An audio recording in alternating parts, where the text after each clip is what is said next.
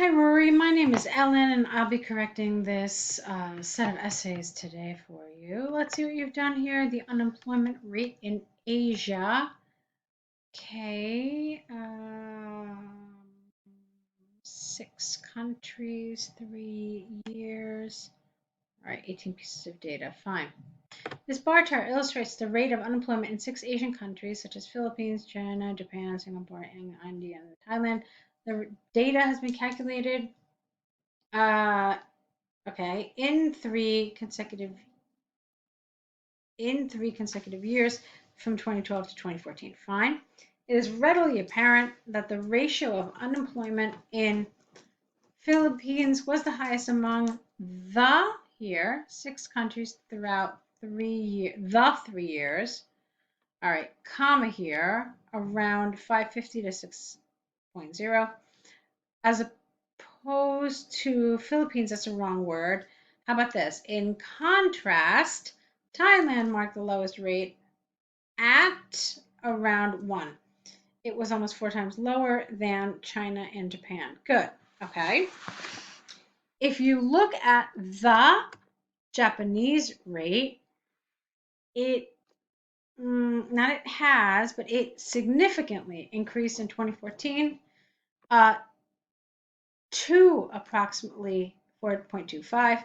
Philippines had the same trend as Japan, as it drastically grew, not has grown, in 2014 to roughly 6, not at. China and Singapore had the opposite trend, where the rate in China gradually increased, whereas Singapore's steadily decreased. Okay, no had here. All right, let's see. To sum up, the highest unemployment rate was measured in Philippines and lowest in Thailand. Furthermore, Japan and Philippines had the same trend as it jumped in 2014. Finally, China and Singapore's data show the opposite trend. Okay, let's see. All right. So 2012, 2013, 20. Okay, let me see just a few things here. All right, so one thing you might have noticed is that when I was reading this, I didn't actually look at the graph. And the reason I did that is because I wanted to see if I could understand the graph just from your description without having to look at it. Unfortunately, I couldn't, because even though here you told us from 2012 to 2014, there is absolutely no mention of 2012 or even 2013. The only year you mentioned anywhere was 2014, 2014, 2014. And so reading this, I was trying to kind of visualize what you were looking at, and I could not do that. All right. So I do want to look at it again to see if maybe I can suggest some fixes here. Let me see something quickly. Okay, so what I saw is that you really focused on just this 2014. Now, another really interesting thing here is that you didn't mention, from what I could see, India anywhere.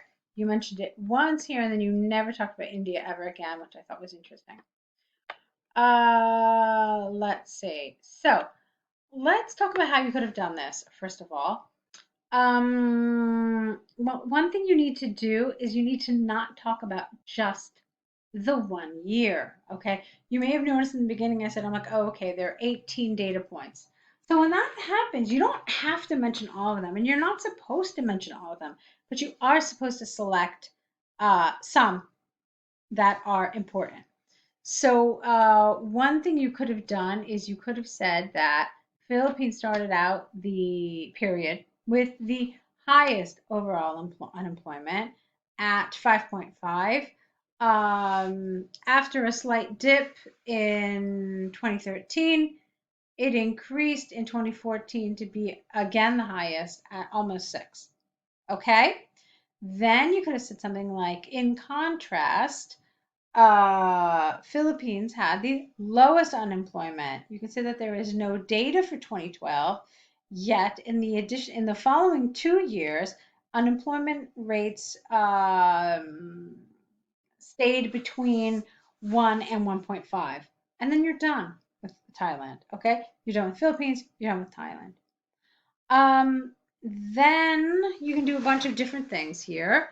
But you certainly want to talk about India. There's no question about that. You could say that India had, yeah, you can say that India had, actually, you know what? You can do a couple of things. One thing that I like to do a lot of times with these is I talk about the first one, I say Philippines, et cetera, and then I say India was the second highest. Its unemployment varied throughout the period between 4.75 and 5.25, okay, with its peak year in 2013. So you could do that, okay? So I talk about the two highest and then I talk about the lowest. And you could also talk about Singapore, all right? And then you can just kind of smush China and Japan together because their numbers are also fairly similar. So that's how I would do this. I would start Philippines and then India and then Thailand and then Singapore and then smush those two together. All right. I hope that information helps. I hope you understand the kinds of connections and the kinds of sentences that are made here. Let's take a look now at international marketing. All right. In the past decades, trade among countries has become popular due to the massive development of it has to be the here, internet.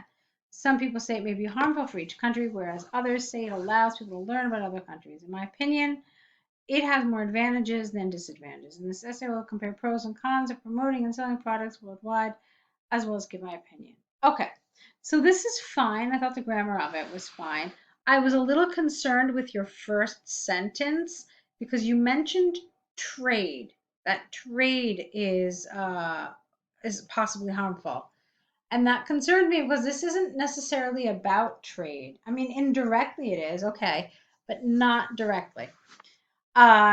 It's about marketing, okay, and specifically international marketing.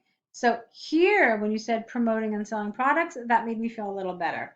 So this makes me think, okay, well, perhaps this is going to be on topic. All right.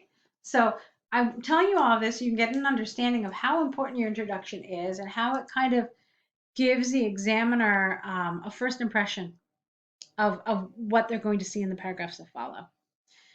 Let's keep going. One disadvantage is that it might harm domestic industries if residents purchase more imported than local goods. Although custom taxes are accumulated when the imported products are on sale, the prices are quite competitive. Consumers look for cheaper options, thus, if the price is less, they would buy them regardless of the location of production. Okay, so this for me, Ruri, is really off topic. Okay, again, you're talking about international trade, you're talking about um, people buying more imported goods, but that doesn't cover any aspect of the task. Okay, remember, an invasion and an intrusion is what they were talking about. And not only that, but they were talking about international marketing and not international trade. So on all counts, it's not really on topic here, okay? Let's keep going. I strongly believe that using things from different countries or seeing promotional content worldwide, there you go, promotional content is good, allows, here S, allows us to broaden our horizons. For example, matcha was used to be drunk in only Japan, and nowadays it is well known as a healthy ingredient internationally. Not only consuming, but also people learn. I don't understand that. Not only consuming. I think you mean not only do they consume, but people also learn how to make authentic matcha, which gives people an opportunity to learn about the concept of Japanese tea ceremony, concept of the Japanese tea ceremony. It is a great way to immerse ourselves immerse ourselves into a different culture. Okay, so I like that you mentioned promotional content. That was good.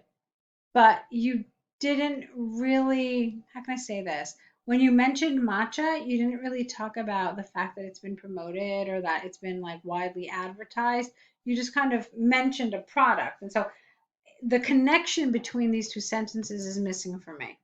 All right. But I like your ideas. I like that you use this as kind of like an example of how we're learning Japanese culture. So as far as the idea is concerned, I liked it. I just think that you needed to link it better. Finally, if we change the gear towards corporates' point of view, expanding their market internationally is simply getting wider prospects who might make purchases. Companies' success is also the growth as a country, which accelerate economy in general. All right, this paragraph for me, honestly, you should have just left it out. Um, we're not talking about the economy. I know it says economical form of education, but this is how IELTS is testing you to make sure you understand vocabulary in English, okay? Economical form of education doesn't mean having to do with the economy. It means cheap, it means inexpensive. So this paragraph, if that's what you were trying to get at, it's inappropriate. Okay? Um, what else do I want to mention to you about this?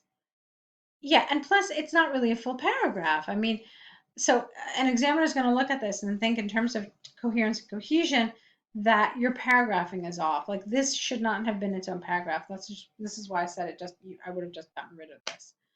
Okay. Let's keep going then. In conclusion, I think marketing abroad has more advantages, such as a great opportunity to expand our views and companies' growth. However, it may cause a decrease in sales of domestic products. Okay, that's fine.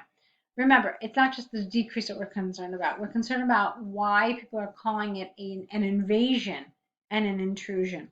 So while I liked some of what I saw in this essay, I do think that task achievement was an issue for you, and that it needs a little work. Okay. One thing that I would like to recommend, if I may, is signing up for the online course.